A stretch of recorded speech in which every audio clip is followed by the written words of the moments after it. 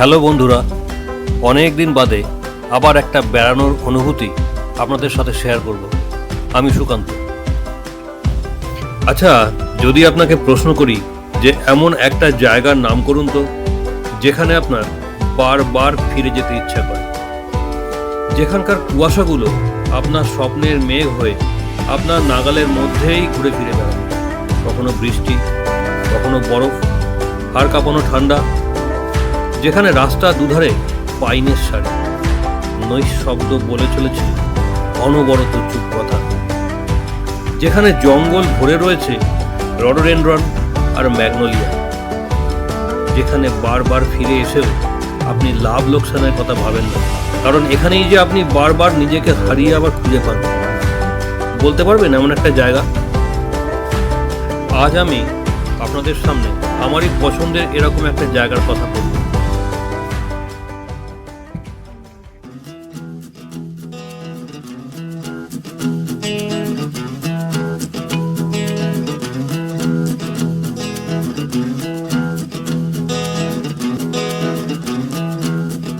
আমরা পৌঁছে গেছি শেরপা হোমস্টে ধোত্রে।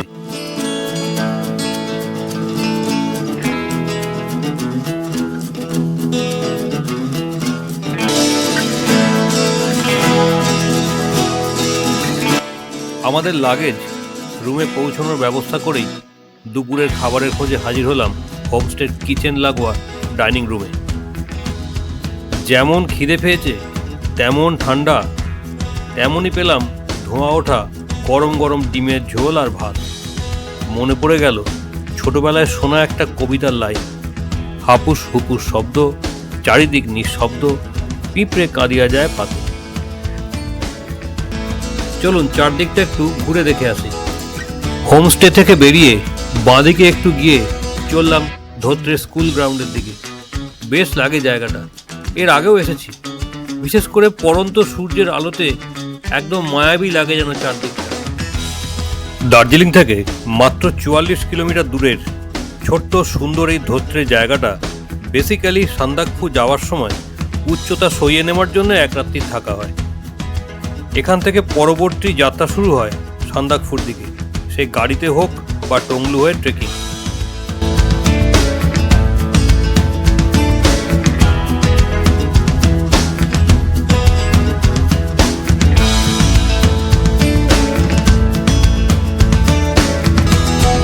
ধোত্রে শেরপা হোমস্টে থেকে আমরা একটু হেঁটে এগিয়ে এলাম ধোত্রে স্কুল গ্রাউন্ডের দিকে। এটা একটা খেলার মাঠ। এখান থেকে রাস্তা বেরিয়ে গেছে এদিকটাতে, যেখান দিয়ে সান্দাকফু ট্রেক করে বেরিয়ে যাওয়া যায় ভায়া টংলু টুংলিন হয়ে।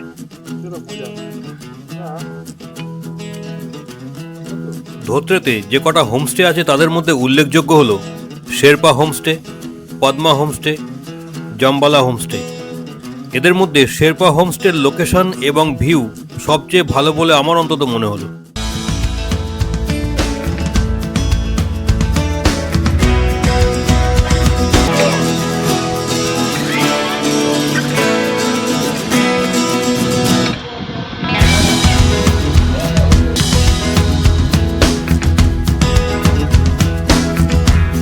হোমস্টের দিকে ফিরে চললাম, তবে আসার রাস্তা দিয়ে নয়, অন্য পথে। চারদিকটা আরও একটু দেখতে দেখতে যতদূর মনে হচ্ছে একটা বড় মেঘ যেন ধীরে ধীরে এগিয়ে আসছে।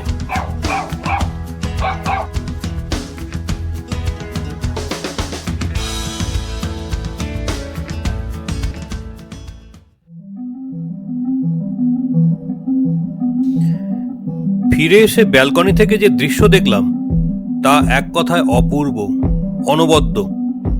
পুরো ধোত্রে গ্রামটা যেন কোনো মেঘের দেশে হারিয়ে যাচ্ছে। যত সময় যাচ্ছে মেঘ তত ঘন হচ্ছে, তার সাথে চরম ঠান্ডা হাওয়া। বাকি সব জায়গা ঢাকা গেলেও নাক বেচারার অবস্থা সবচেয়ে খারাপ, পুরো অসাড় হয়ে গেছে যেন। তবুও শেষে এটুকু বলতেই হবে যে এর জন্যই বোধহয় ধোত্রেতে আসা।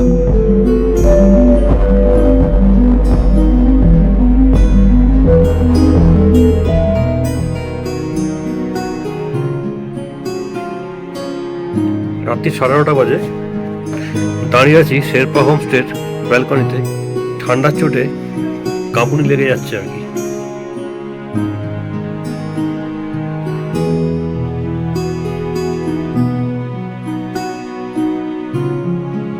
নটার সময় জিজ্ঞেস করেছিলাম ডাইনিং রুমে, মানে রিসেপশনে, যে কত টেম্পারেচার এখন। বলেছিল 2 ডিগ্রি। হাড় কাঁপানো ঠান্ডার সঙ্গে ঠান্ডা হাওয়া। নিচে দেখা যাচ্ছে পদ্মা হোমস্টে আমার পিছনে। পুরো ভ্যালিটাকে মেঘে ঘিরে ফেলেছে। ইনফ্যাক্ট আমিও দাঁড়িয়ে আছি মেঘেদেরই মধ্যে। দূরের লাইট পোস্টগুলো পর্যন্ত ঝাপসা হয়ে গেছে।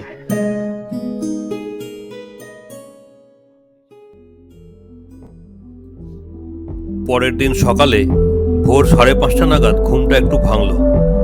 বাইরে মুখ বাড়িয়ে দেখি ঠান্ডা প্রচণ্ড, কিন্তু যে দৃশ্য দেখলাম বুঝলাম ভাগ্যটা আজ ভালোই যাবে।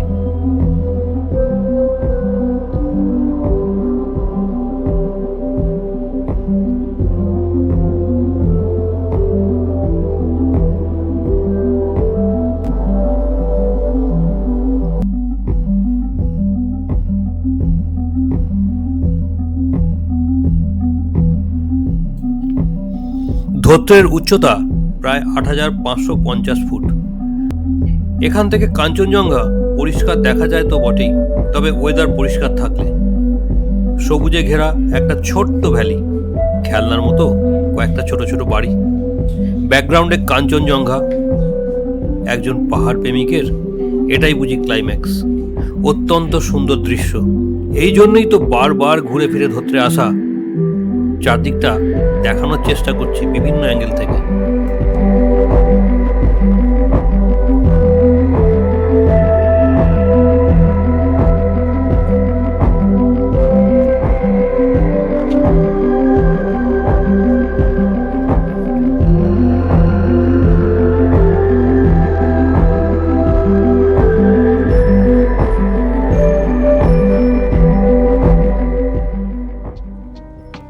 অ্যাকচুয়ালি ধোত্রেতে এসে কাঞ্চনজঙ্ঘা দেখতে না পেলেও এখানে আরও একটা বিরাট আকর্ষণ হচ্ছে পাইনের বন ধরে হেঁটে যাওয়া। এটা একটা অন্যরকম অভিজ্ঞতা। অথবা এই বাঁদিকে যে টংলুর দিকে ট্রেক রুটটা যেটা চলে গেছে জঙ্গলের মাঝখান দিয়ে, সেটা ধরেও কিছুটা হেঁটে আসা যায়। আর যে পাইনের বন দিয়ে হেঁটে যাওয়ার কথা বলছিলাম সেটা এই দিকে, মানে আমরা যেখানে আছি শেরপা হোমস্টে থেকে বেরিয়ে ডান দিক ধরে হেঁটে গেলে ওই পাইনের বন ধরে হেঁটে যাওয়াটা একটা বেশ সুন্দর। আমরা প্রতিবারই এই ওয়াকিংটা করি। একটা ছোট্ট গ্রাম, সেখানে আপনি যে কোনো দোকানে ঢুকে একটু কফি খেলেন, একটু মোমো খেলেন, লোকাল মানুষদের সঙ্গে কথা বললেন, পরিবেশ অবশ্যই অন্যরকম। আমি এটুকু বলতে পারি, যাদের প্রকৃতি ভালো লাগে তারা এই জঙ্গল ধরে হাঁটলে কিন্তু ভালোই লাগবে। ব্রেকফাস্টের পরে বেরিয়ে পড়লাম টংলুর দিকে। 4 কিলোমিটারের চড়াই, তবুও যেন এক অমোঘ আকর্ষণ টেনে নিয়ে চলেছে। জঙ্গলে কিন্তু এবারে রডোডেন্ড্রন নেই।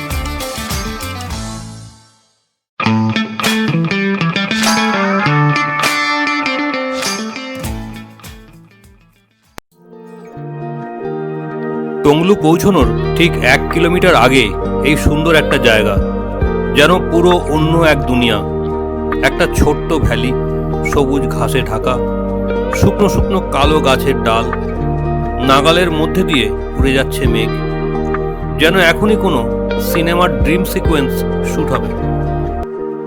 হোমস্টে থেকে বেরিয়ে ডান দিকে এসে ধোত্রে ভিউ পয়েন্টের দিকে এলাম।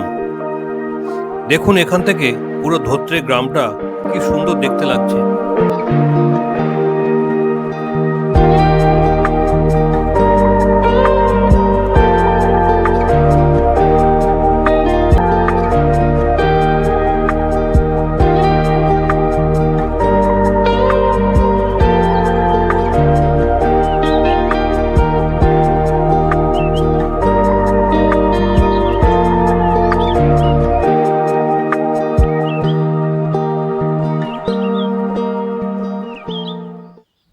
আর ঠিক এর লাগোয়া রয়েছে আমার সেই স্বপ্নের রাস্তা।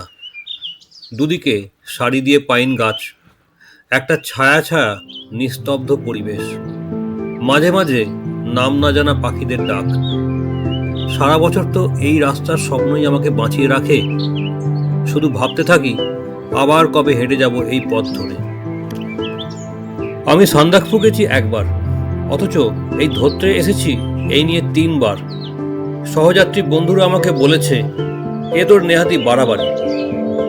কিন্তু বিশ্বাস করুন, এত সুন্দর ল্যান্ডস্কেপ, কাঞ্চনজঙ্ঘার ফুল ভিউ, স্কুল মাঠের পাশের জঙ্গলের সুন্দর রাস্তা দিয়ে 4 কিলোমিটার চড়াই ভেঙে এগিয়ে গেলেই টঙ্গী। সহ্য করার মতোই ঠান্ডা, কখনো বরফ, কখনো মেঘের অনবদ্য খেলা, আর সব শেষে নিঃশব্দ স্বপ্নের মতোই রাস্তা। একজন পাহাড় প্রেমিকের আর কি চাই বলুন তো? চুপচাপ হাঁটতে থাকুন বন্ধুর পাশাপাশি। না, কথা বলবার দরকার হবে না, কথা দিচ্ছি, নৈশব্দই আপনার মনের কথা হয়ে ছড়িয়ে পড়বে। হাঁটতে হাঁটতে এক সময় ক্লান্ত হয়ে পথের পাশে জিরিয়ে নিন কিছুক্ষণ। এবার না হয় কথা বলুন আপনার পরম বন্ধু, আপনার নিজের সাথে, যেটা প্রায় বলাই হয় না। দেখবেন একটা নৈসর্গিক প্রশান্তি ছড়িয়ে পড়বে আপনার শরীর আর মনে। সমতলে ফিরে আসার পরেও বেশ কিছুদিন ওই মানসিক প্রশান্তির রসদ ভাঙিয়ে আপনার দিব্যি চলে যাবে। আমার প্রিয় ধোত্রে, এই রকমই থেকো আমি আবার পরের বার ফিরে আসা পর্যন্ত। ওরা কি করে জানবে কেন আমি ফিরে ফিরে আসি তোমার কাছে বারবার? ভালো থেকো।